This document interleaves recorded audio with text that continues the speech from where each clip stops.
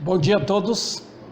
Vamos ficar em pé e abrir nossas Bíblias para 1 Pedro 5, versículo 6. O último capítulo desta primeira carta de Pedro. Pequeno capítulo aqui, capítulo 5, o versículo 6. Humilhai-vos, portanto, sob a poderosa mão de Deus, para que Ele, em tempo oportuno, vos exalte. Podeis assentar. Eu escolhi aqui um tema, tempo de humilhação. Vamos gravar isso? Tempo de humilhação. E eu gostaria de examinar com vocês esse texto aqui, porque Pedro está falando, incrivelmente, aos jovens. Mas essa mensagem dele aos jovens, vocês podem notar o versículo 5, rogo igualmente aos jovens. E ele está falando aqui, humilhai-vos debaixo da potente mão de Deus. Eu não sei como é a sua Bíblia aí. Aqui está, humilhai-vos, portanto, sob. Nós sabemos a diferença de sobre e sob, né? Sobre é em cima, sob é embaixo. Está vendo aqui a diferença? Às vezes a gente não para pensar, né? Sobre, por isso, esse vaso está sobre a mesa. Se ele estivesse lá embaixo, ele está aí, sob a mesa. Tá? Então é importante a gente saber esses detalhezinhos para entender o texto. Agora, queridos irmãos, eu quero pegar isso aqui porque não é só para jovens. Eu preciso aprender humilhação. O que é humilhar? Eu estou, irmãos, plenamente convictos de que nunca houve um tempo de que o povo precisa conhecer o que é humilhação perante Deus. Eu falei aqui para os irmãos sobre o comunismo, né? Tem outros modos que Satanás usa para perseguir, maltratar o povo. Aí é cair nas mãos dos homens. Eu lembro de Davi, né? Quando Deus falou para não contar o povo, ele fez o recenseamento, né? E aí a mão de Deus veio agravante sobre ele. Ele falou, eu prefiro cair nas mãos de Deus do que cair nas mãos dos homens. Porque nas mãos de Deus tem misericórdia, na mão dos homens não tem. Já imaginou? Já viu quando um homem está ferozmente irritado com outro, que ele quer matar, ele compra um revólver, pega uma faca, porque eles não têm dó. E Deus, ele fala, é melhor cair nas mãos dele. É terrível, mas é melhor cair nas mãos de Deus, porque nas mãos dele tem misericórdia. Davi falou para um profeta, eu prefiro cair nas mãos de Deus. E Deus mandou castigo sobre Jerusalém por causa daquilo que Davi havia feito. Vamos trazer isso para nós, irmãos? Outra razão é que hoje o povo não gosta de mensagens assim. Está vendo a igreja vazia? Tem vocês aqui, glória ao Senhor. Porque o povo não gosta de ouvir coisas que humilham o povo. O povo gosta de chegar e ouvir aqui, essa mensagem é maravilhosa, né? Olha que pastor que prega bem, né? Então centraliza o ministério na vida de alguém. É errado isso, irmãos. Longe de mim querer uma igreja onde todo mundo vem por causa de Davi Sena. Não quero isso. Eu prefiro ficar sozinho, tá? Porque isso é honrar o homem, é idolatrar homens. E nós não precisamos disso. Deus odeia isso. Quando o homem é idolatrado, Deus sai do ambiente. Tá? Então, irmãos, é claro que a nossa função não é viver humilhando os outros. Então, não é minha função humilhar. É a tarefa da Bíblia. A Bíblia, na verdade dela, humilha a gente, né? Eu tenho usado a linguagem aqui, sempre, que o povo pensa que o evangelho é flor. Você chega com um ramalhete de rosas, eu levo para minha esposa, um homem leva para sua esposa um ramalhete de rosa, bonito, né? Doce aquilo, a mulher gosta. Mas quando a Bíblia chega, ela chega como espada, ela fere a gente. Deus nunca dá a palavra de conforto sem primeiro ferir.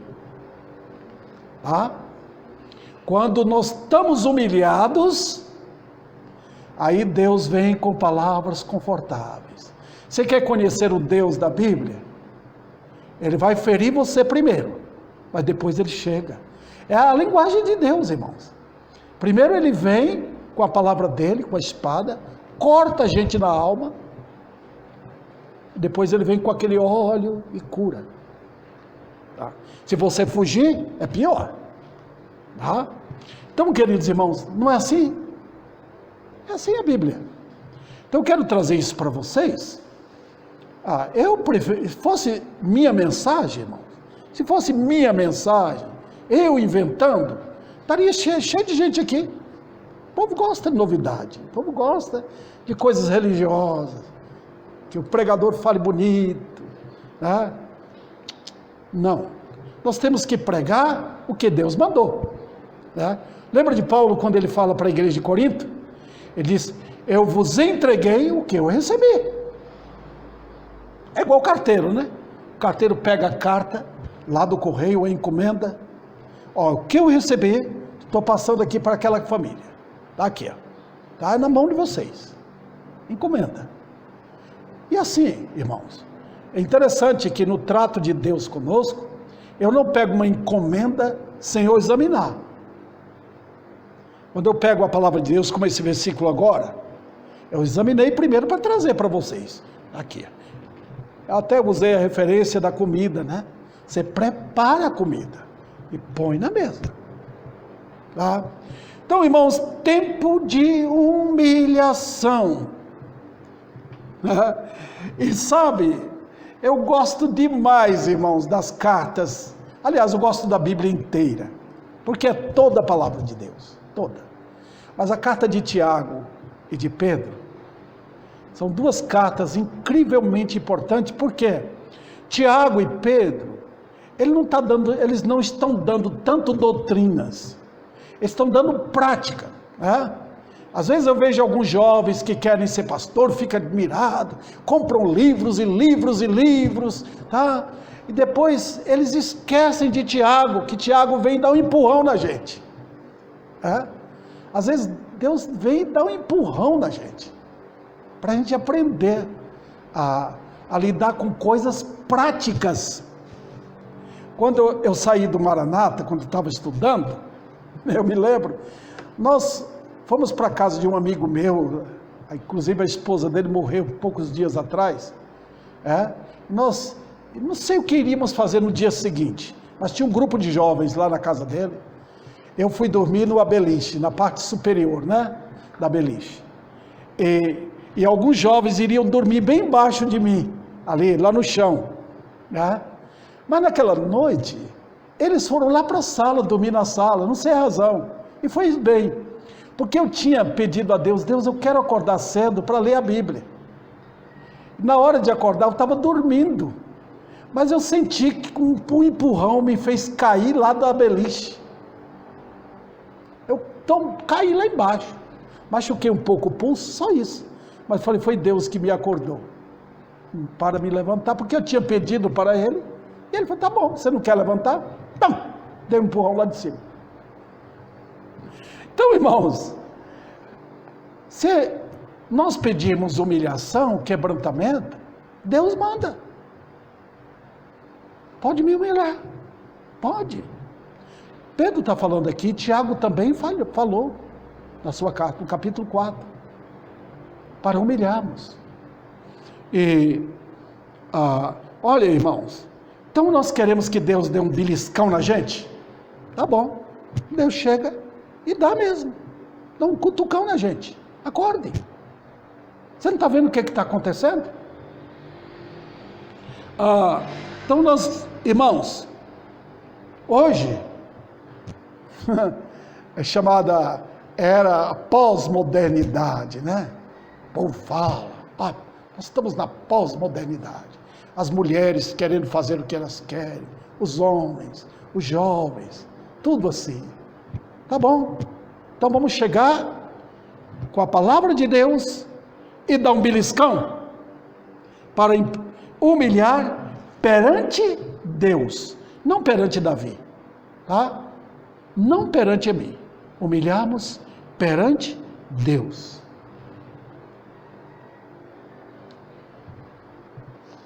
Vamos primeiramente aqui para a decisão mais terrível nossa. Tem coisas na vida que a gente quer ficar de longe, né, irmãos? Por exemplo, ficar doente. A minha esposa está lá, eu nunca imaginava que minha esposa teria essa enfermidade de um câncer. Eu nunca esperava. Nós não queremos isso, nós lutamos contra isso. Ninguém está se entregando a qualquer doença, irmãos. Tá? Nós nem queremos pensar numa Covid. Desde que começou no começo do ano passado, a gente está sempre tomando aquilo que precisamos para evitar uma doença letal desta. Matou muita gente. Nós sempre estamos procurando fugir do mal. Não é? Nós queremos ter saúde, normal isso. Queremos ter nossa refeição certa. Nós queremos ter nosso horário de dormir, uma cama boa para viver, para dormir, descansar, trabalhar. É a vida normal. Mas aqui, irmãos, a Bíblia está mandando humilhai-vos. Olha o versículo que nós lemos aí. Portanto, sob a poderosa, quer dizer, debaixo da poderosa mão de Deus. Está vendo? Tem uma historinha que eu mandei para a Alice, minha neta, né? A historinha da galinha Cocota, né? E ela, na fazenda dela, eu não sei se era o nome da galinha, que conta a história, ela dá um nome para ficar engraçado para as crianças, né? E a fazenda pegou fogo, né? E o dono da fazenda foi, depois do fogo, foi examinar o que restou. E tinha uma galinha, ela carbonizada, foi queimada. Aí o dono pegou e levantou a galinha, os pintinhos saíram tudo correndo. Ela tinha acomodado os pintainhos dela debaixo das asas, né? Salvando os seus filhotinhos, né? E aqui o nosso Deus não morre. E Ele está ordenando aos crentes, acolhei debaixo da minha mão. Então, irmãos, nós não estamos vendo perigo, não estamos vendo o fogo, nós estamos achando que o mundo é belo, está tudo bem, que as novas da pós-modernidade vai nos ajudar, nós teremos um futuro brilhante aqui no Brasil. Espere, você não sabe o que está acontecendo neste mundo. Então Pedro exorta aqui aos jovens, e essa exortação é passada para todos. Humilhai-vos debaixo da potente mão de Deus. Tá? Por quê? Nós estamos ansiosos demais. Nós estamos preocupados, querer. Calma, coloque debaixo da potente mão de Deus. Então, é a decisão terrível? É. Mensagens após mensagens.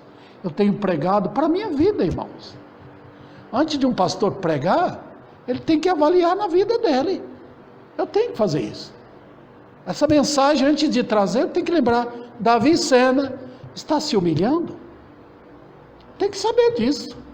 É porque, como é que eu vou pregar para os outros, sem realmente passar para mim? Eu sou um homem entre os homens. Eu sou um mortal entre os mortais. Eu sou um pecador entre os pecadores. Então, queridos irmãos, Deus deu graças para vocês ouvirem de homens pregando que eles também receberam de Deus. Né? Veja bem, primeira lição aqui nesta primeira parte, eu não vou correr não, eu vou devagar, nem que tenha que dar a continuidade no próximo domingo. Primeiro, é necessário humilhar, é necessário. Por qual razão?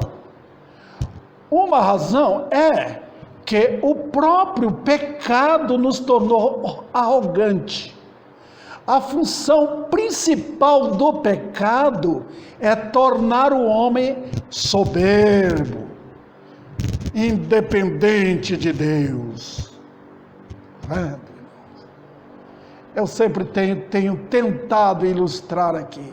Você sabe qual é o principal pecado? Não é matar, nem roubar. Não. É a soberba. Porque a soberba é o pai ou a mãe de todos os outros pecados. Tá? A essência do pecado é não dar a Deus a glória que é dele. Pronto. Resume-se isso. O que é o pecado? O que é? É não dar a Deus a glória que é devida somente a Ele. Daí que vem as outras coisas. Eu até citei aquela ilustração aqui, vale a pena repetir? Eu não sei se é uma ilustração excelente, mas ajuda. Você pega banana, laranja, mamão, abacate, bate tudo no liquidificador e outras mais, faz o quê? Vitamina. Se você pegar todos os pecados e bater tudo no super liquidificador, o que resultará? Soberba. Foi esta mensagem que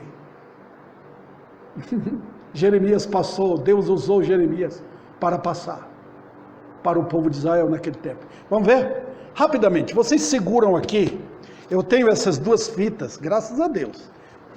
Então, quando eu quero procurar uma outra passagem, então eu coloco a fita aqui, tá vendo? Vocês colocam uma folha de papel ou uma caneta, se tiver, vamos para Jeremias então, Jeremias capítulo 16, e olha o que Deus fala para Israel.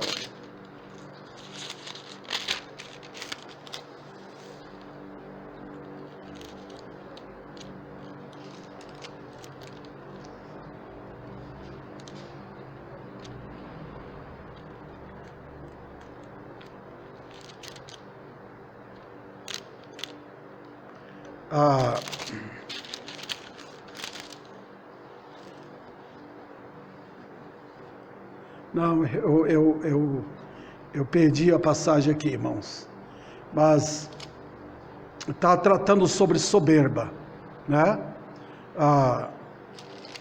Então eu vou deixar aqui, em outro momento eu vou achar a passagem. Eu estava confiante de que eu tinha na mão, porque tem uma mensagem lá, né? Eu acho que não é o capítulo 16, é o versículo 16 de algum capítulo, tá? Vamos deixar assim então, senão nós vamos demorar aqui, tá bom? Muito bem, então eu estou falando para os irmãos que é soberba, tá? A natureza do pecado é o quê? Soberba, orgulho. Eu não quero Deus guiando a minha vida, sabe? Eu nasci assim, queridos irmãos. O Theo, meu neto, nasceu assim, tá? Seu filho nasceu assim. Eu não quero Deus governando a minha vida. Eu vou fazer o que eu quiser. Eu vou mentir. Eu vou fazer o que eu quiser na vida. Eu não quero Deus lidando com isso. Essa é a essência do pecado. Desde a queda lá no Éden. Desde lá. Então, não fique tentando pensar que você é o melhor. Não sou assim. Nós nascemos assim, queridos irmãos. Não tem alguém melhor. Não tem. Você só pode mudar quando Deus muda. Se Deus não muda o coração do homem, ele é igual, ele vai assim até a morte, depois da morte, lá no inferno, é a mesma coisa. Não tem arrependimento, irmãos. Tá? Olha, soberba. Lembre bem, que se Satanás for amarrado agora, se ele for pego e lançado no abismo, não tiver ele ali no mundo mais, não tem Satanás, os demônios ficam apavorados quando o chefe deles está preso, se estivesse preso, né? Mas se Satanás estivesse preso, será que eu seria diferente? Não. O homem no pecado, ele é mesmo, igualzinho. Com o diabo, ou sem o diabo, ele é o mesmo. Então, queridos irmãos, lembre bem, a essência do pecado é quando eu não dou a Deus a glória que é devida a Ele no meu viver. Vamos para a segunda lição que eu quero passar aqui. Ela emerge do que eu tenho falado aqui. Tá? É necessário humilhar, porque também Satanás, quem é o rei da soberba?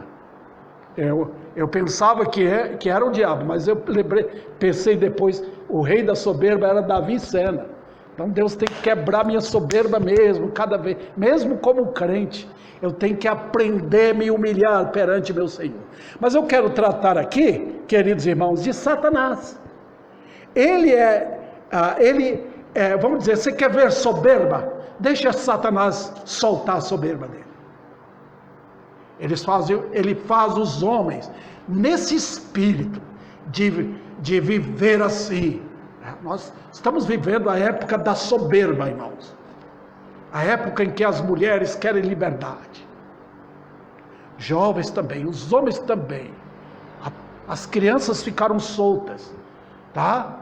O lar está destruído. A maldade entrou em forma grosseira, irmãos. Por quê? Porque o espírito de soberba tomou posse. Tá? Aquela soberba de viver independente. Você vai numa casa do crente, a Bíblia está lá. Ele não lê. Alguns até deixam aberta lá para ver se Deus traz milagre na casa, se espanta os demônios. Olha o Salmo 91 aberto ali. Não faz nada, irmão. A Bíblia é um livro de Deus, foi escrito para nós, para a nossa prática. Hoje é tanta soberba que nos cultos hoje estão tentando manipular Deus. Com aquelas músicas gritantes, grito e bateria para todo lado e outras coisas mais, irmãos, para ver se melhora, se o povo vem. Não, se Deus não quebrar a soberba do pecador, ele nunca vem a Cristo, nunca. Vamos outra verdade que extraímos disso. É necessário humilhar, por quê? Porque porque somos inclinados a não querer. Então, vocês voltem ao texto. Volta em 1 Pedro, capítulo 5. Deixa eu achar aqui. Tá vendo como é fácil achar? O que ele está dando aqui? Não está dando uma ordem? Humilhai-vos. Eu não estou querendo, mas precisa. Tá?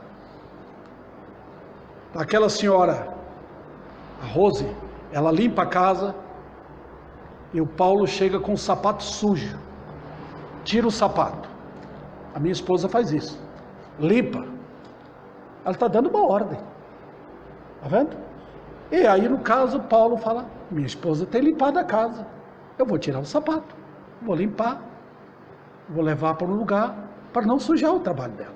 Jessé fez isso com a Virgínia esses dias. Fui lá e falou, olha, pai, tira o calçado, porque a Virgínia acabou de limpar a casa. Respeita a esposa dele. Está vendo? Então Deus está dando uma ordem aqui, não está? Humilhai-vos. Pastor, mas não estou sentindo. Nós não vivemos de sentimento. Nós não somos pentecostais.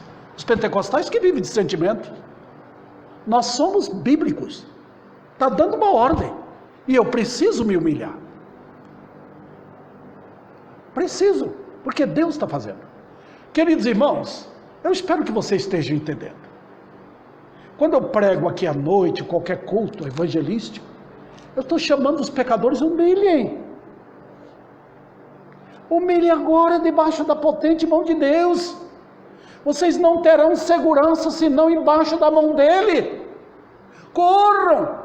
Igual aqueles pintainhos que foram para debaixo das asas da sua mamãe, escaparam do fogo. Então, queridos irmãos, olha o que Deus está falando. Outro detalhe, nós gostamos de seguir o curso natural. É muito fácil, irmãos. Você deitar assim, até numa tábua no rio, deixar descer, você vai estar descendo. Eu me lembro uma vez, lá no Rio Grande, em Minas Gerais, né? Eu fui para pescar, eu gosto muito de pescar, o Paulo sabe disso, né? Recebe também. E o rio estava cheio, e eu fui para o meio do rio, irmãos, com o barco. E na hora de voltar, eu tinha que subir. Gente, o que é que eu vou fazer agora? Só na base do remo, na mão ali, tentando. Gente, eu tinha que fazer. Se eu falasse, não dá certo, eu vou aqui sentar e deixar. O barco desceria, e iria para longe, né? E depois para voltar. Então eu tive que fazer um esforço. Eu fui remando até a margem do rio, que a correnteza não é forte. Na margem do rio, eu fui seguindo até chegar no lugar certo, onde eu deveria apoitar e ficar, tirar o barco do rio, né? Muito bem, queridos irmãos, Deus está dando ordens, humilhai-vos. Então tem que fazer, não tem outro jeito. Se eu não correr para debaixo das mãos dele, estou perdido. Pastor, eu sou tão humilde, porque as consequências são graves. O mundo não está querendo o nosso bem. Não, querido, não tem ninguém no mundo. Não tem. Não tem presidente, não tem prefeito, não tem vereador, não tem deputado, não tem governador. Ninguém, nem pastor, ninguém quer o seu bem. É Deus que quer. Então ele está dizendo, humilhai-vos debaixo da potente mão de Deus. Você lembra quando Pedro negou Jesus? Jesus estava preso. Ele olhou para todo lado e falou assim, se eu não escapar daqui, eu vou morrer também. Eles vão me prender. Olha, irmãos, Pedro procurou um conforto no meio dos ímpios. Então quando aquela criada, o valente Pedro, ficou com medo diante de uma criada, aquela mulher chegou, mas você também estava com ele. Aí Pedro começou a ver ameaçada a sua vida. Negou Jesus 3 vezes. Ele entendeu quando o galo cantou. Jesus tinha falado com ele. Querido irmão? Pedro depois arrependeu, chorou amargamente. Mas é nesse espírito de quebrantamento que o Senhor recebeu o seu servo de volta. Então, nós gostamos, irmãos, de seguir o curso natural. Não é nossa natureza orar. Não é.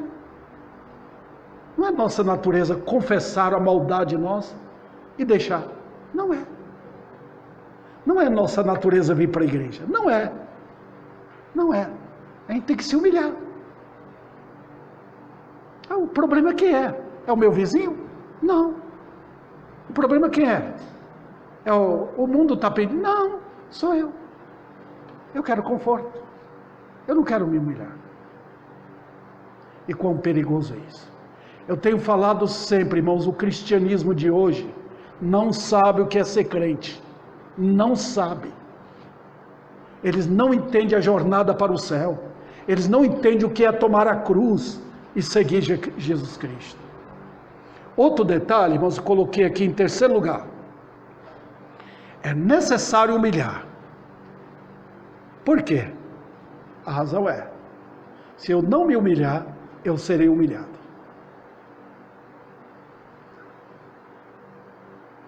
Quais são os agentes que são já usados para isso? Se eu não me humilhar, eu vou ser humilhado. E a Bíblia está cheia de histórias sobre homens que não se humilharam. A Bíblia fala do rei Josafá. Se teve um rei na história de Israel, um grande homem, foi Josafá. Ele foi um rei simples, um homem de paz, não queria guerra, mas ele se alinhou, ele se uniu com o rei Acabe. O rei Acabe era rei do norte, a mulher dele era Jezabel, uma mulher perversa, maligna, adoradora do diabo. E ele se uniu para tentar paz, para ver se Acabe aceitaria de volta o Deus de Israel. Deus falou, não, une com ele. E Josafá foi unir, até que o profeta chegou e falou com ele. você uniu, fez aliança com um homem perverso, não vai faltar maldade na sua descendência. O filho dele depois casou com a filha, com a neta do rei Acabe. Sabe o que aconteceu? Foi terrível. As consequências foram terríveis. Nós não podemos brincar com isto, tá? Porque quando Deus manda a gente separar do mundo, é para separar crentes. Outro detalhe, queridos irmãos, se eu não me humilhar, o mundo vai me humilhar.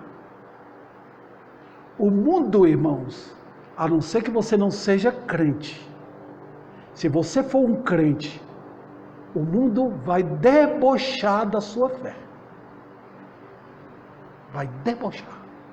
Se você não se humilha e consagra, o mundo vai rir, vai zombar. Agora, se a pessoa não é crente, tá tudo bem. Ele é do mundo. Tem nada a ver com ele. Mas se é um crente, irmãos, o mundo vai rir, vai zombar, né? Vai escarnecer. Olha o crente ali. Foi assim que fizeram com aqueles que se afastaram. Tá? Outro detalhe, irmãos, é que vai chegar um momento que Deus mesmo vai impor sua humilhação. Vai impor. E outra, veja bem o que Deus faz. Hoje eles não gostam de ouvir sobre o inferno, porque pensam que Deus é só amor. O que está acontecendo hoje é isso. Quem é Deus? Deus é amor. Deus é amor. Quando fala de salvação é graça, graça, graça, graça. Eles não querem ouvir outro lado, irmãos.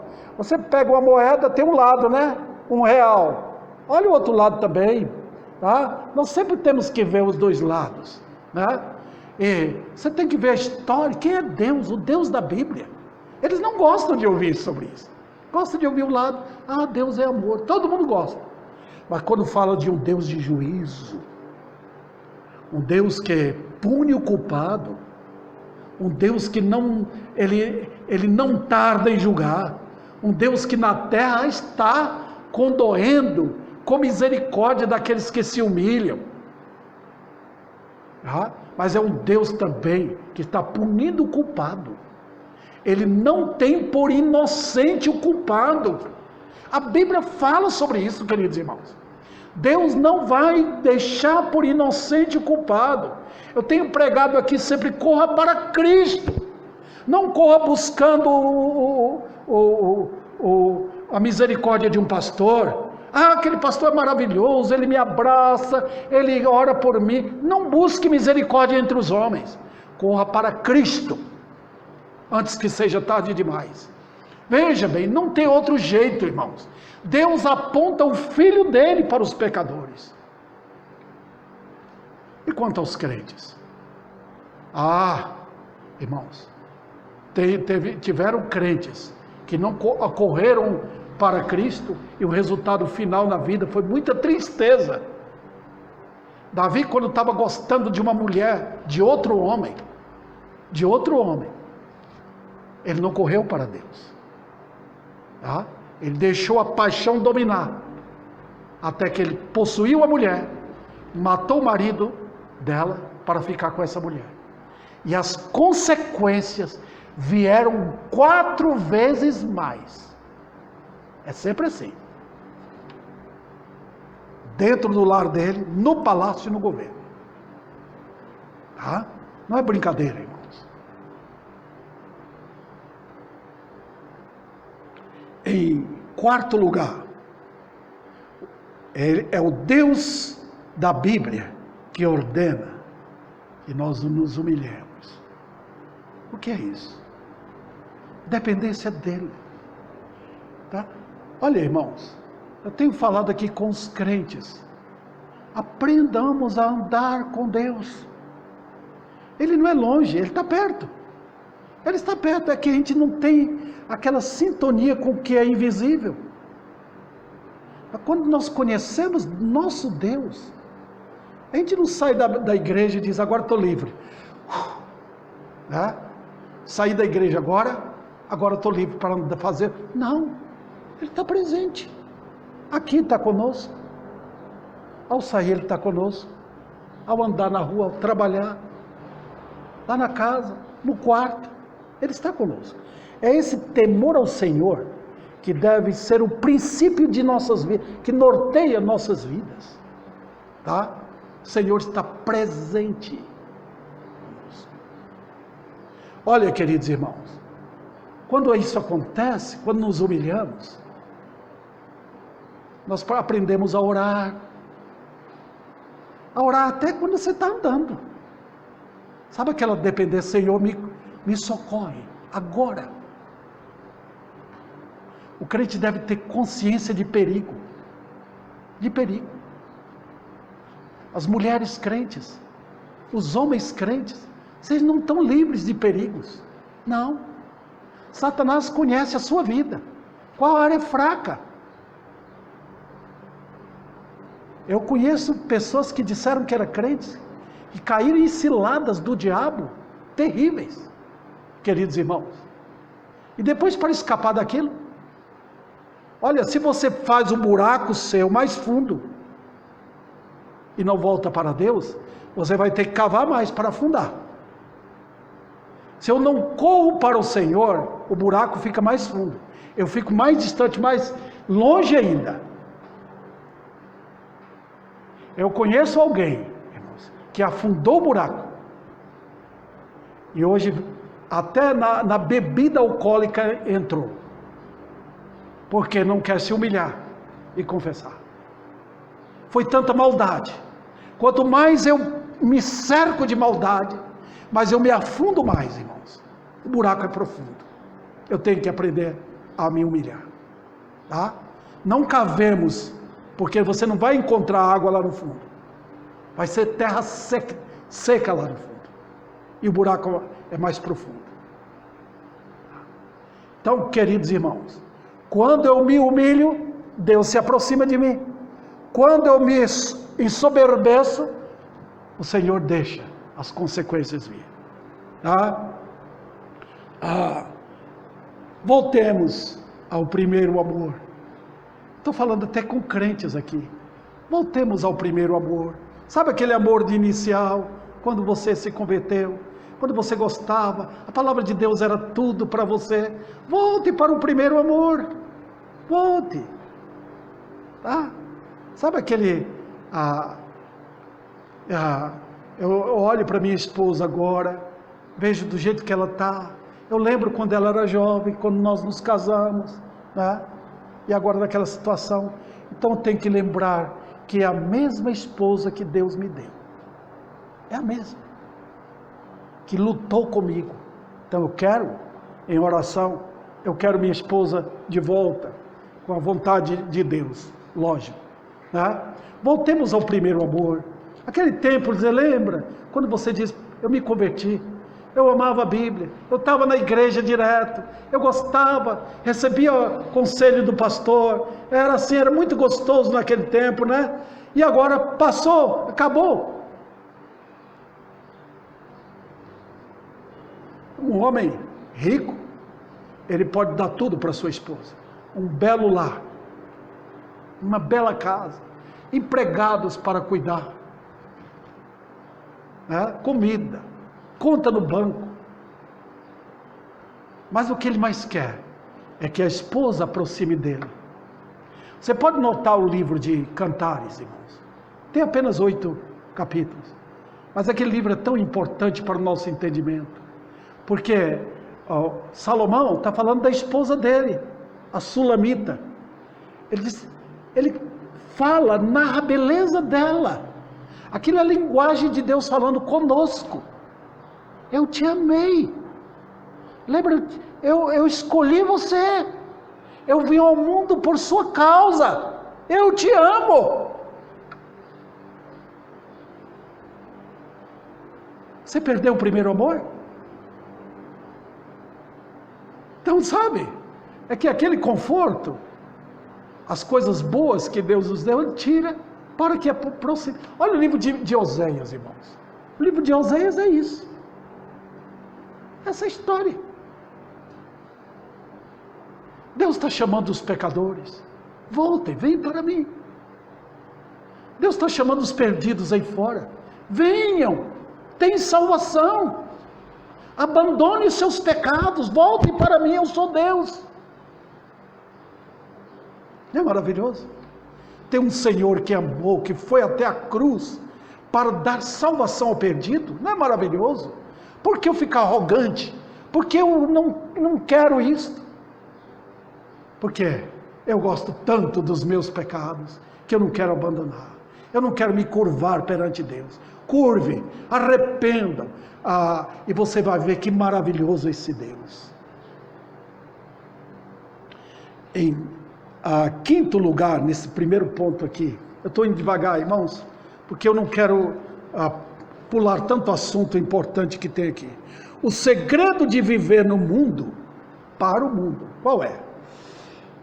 Se eu fizesse uma pergunta aqui, uma teste, escola bíblica dominical, eu perguntaria agora, qual é o segredo de viver no mundo? O que você responderia? Eu respondo, se engrandecer.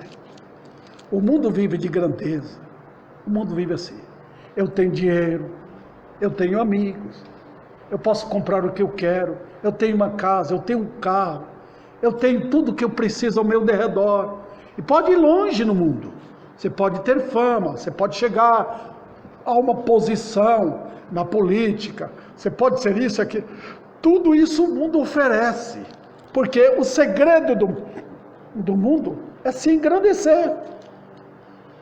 Mas no reino de Deus é diferente, irmãos.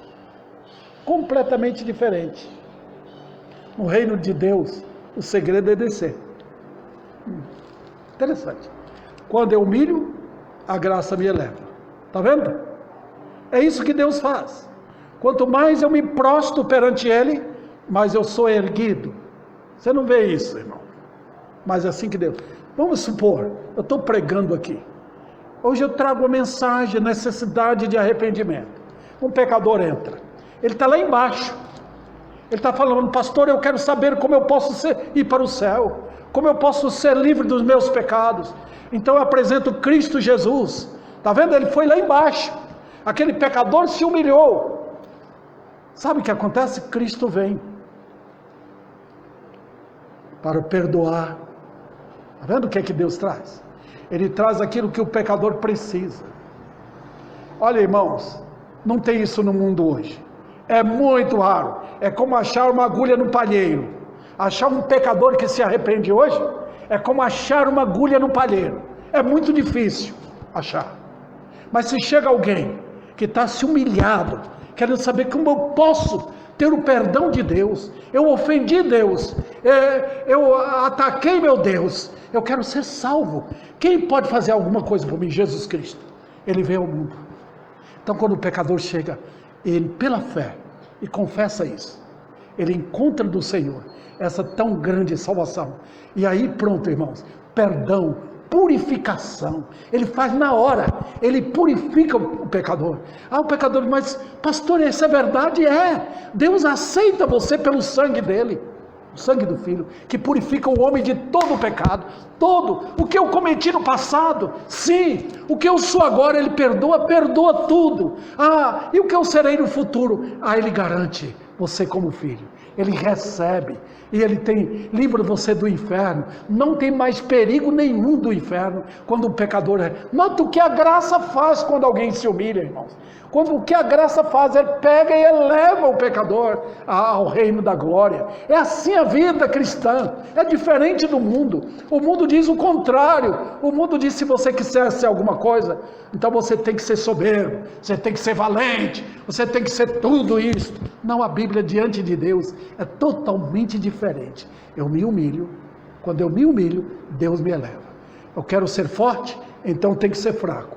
Veja bem, assim que a graça faz, tá? Eu quero ser um homem forte, então eu tenho que ser fraco, porque a graça se apodera da fraqueza. E a vida cristã inteira é assim.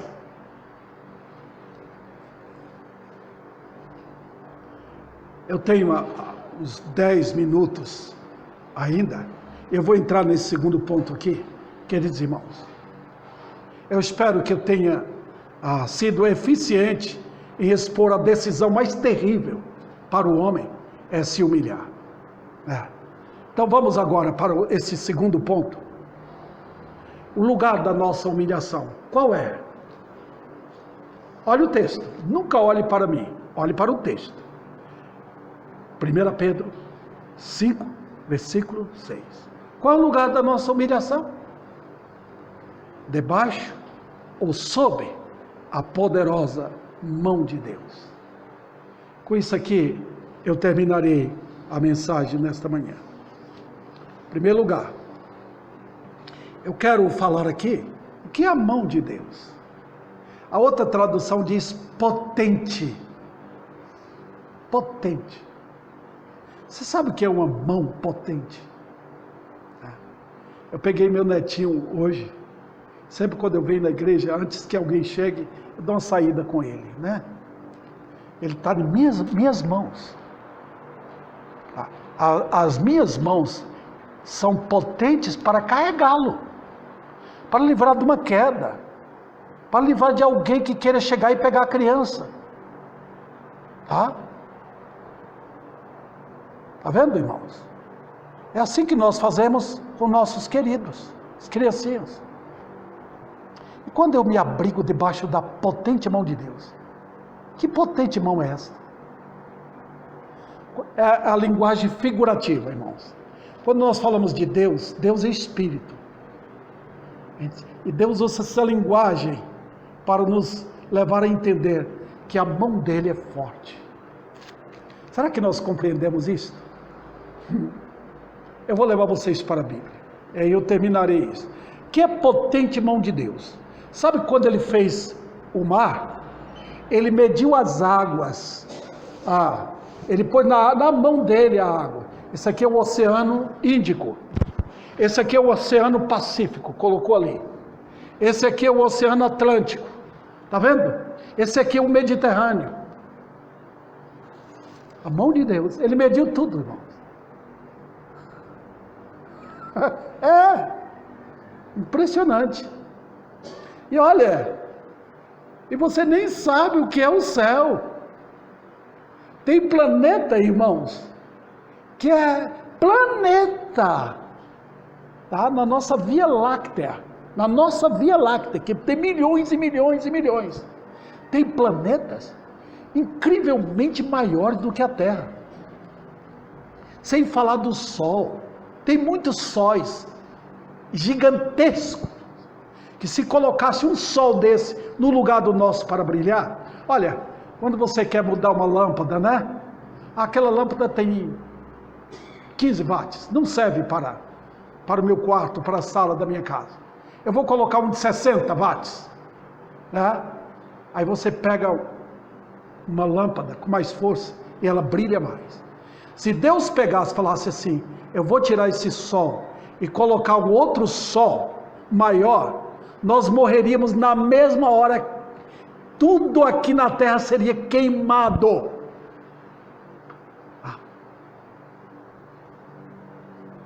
Isso aqui é a glória de Deus. Potente mão de Deus. Coloque debaixo. A gente confia nisso, irmãos? Eu vou falar para vocês. Por natureza nós somos ateístas. Nós não cremos em Deus. Nós achamos que nós podemos ficar fora da mão dele. Mas é tão poderosa a mão de Deus. Ontem eu estava na igreja do pastor Cleito, e o pastor que estava pregando, ele estava falando sobre Paulo, quando Paulo estava indo de cidade em cidade, perigo após perigos, irmãos, sob o perigo de ser morto pelos judeus a qualquer momento, ele chegou até ser apedrejado. Aí Jesus aparece para ele, diz, não temas, pode ir, eu não deixarei que ninguém faça o mal contigo.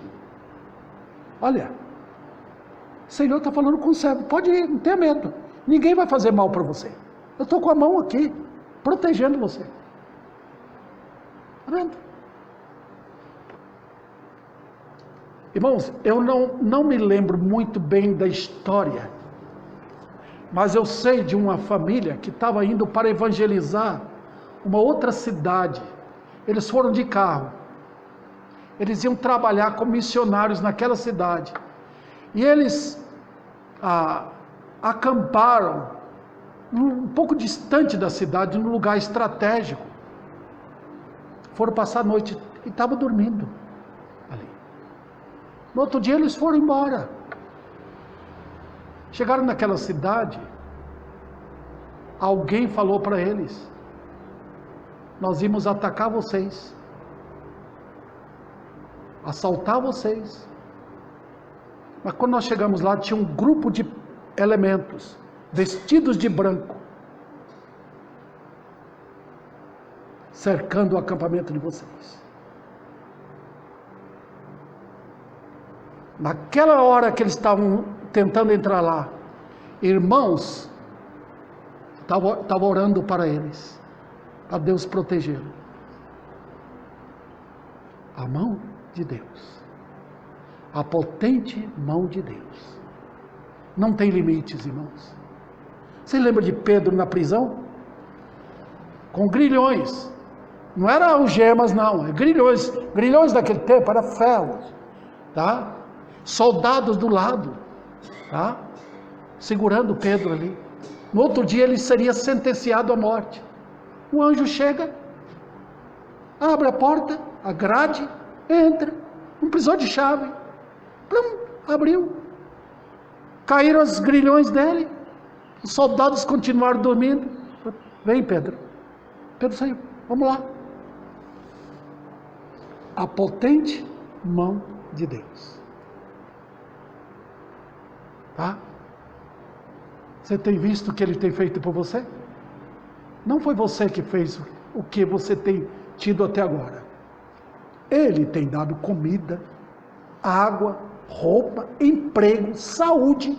Ele que tem dado, é a potente mão de Deus.